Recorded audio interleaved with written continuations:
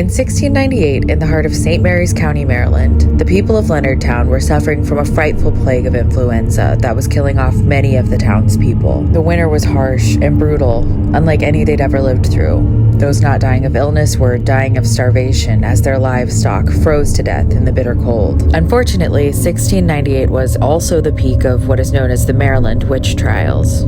Similar to the trials of Salem, this was a time period in which puritanical settlers would execute women for committing acts of witchcraft and sorcery. In reality, the women were slandered and murdered by superstitious weirdos, and there was no validity behind the claims of witchcraft.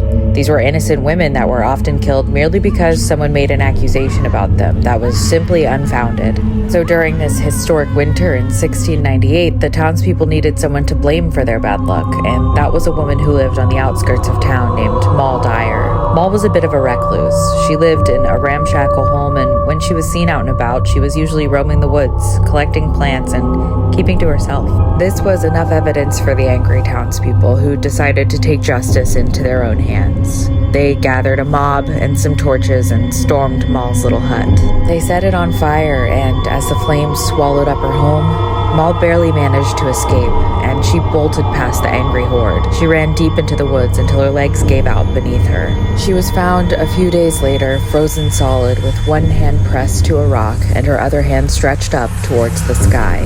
Many people believe that she was reaching up to the moon, asking for a curse to be placed upon the village for generations. Moll had left a handprint embedded on the rock, and it remains to this day at Tudor Hall in Maryland.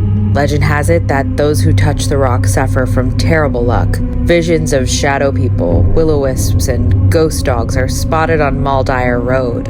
Over 100 miles away in Black Hills Forest, where the Blair Witch Project was filmed, the woods are said to be haunted by malevolent spirits. In 1886, a young girl named Robin went into the woods. She was approached by a woman who invited her to her little cottage.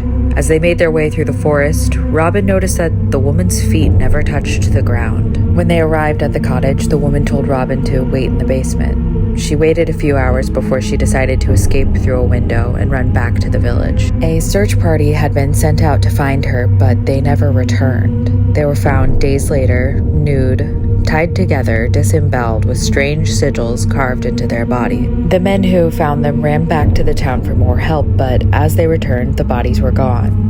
Moll Dyer may have inspired the tales of the Blair Witch Project, but she was a real woman. Records of her are few and far between, but she honestly didn't even seem like she was very eccentric. Fear is a powerful thing, and it spreads like a blight. When fear becomes the prevailing emotion, it overtakes logic and rational thought, leading to devastating consequences. Don't let the blight of fear consume you. Live the way that Moll Dyer did. Bravely venture into the darkness of night. Turn your face to the brightness of the moon and away from the shadows, and reach for the things that bring you hope and light.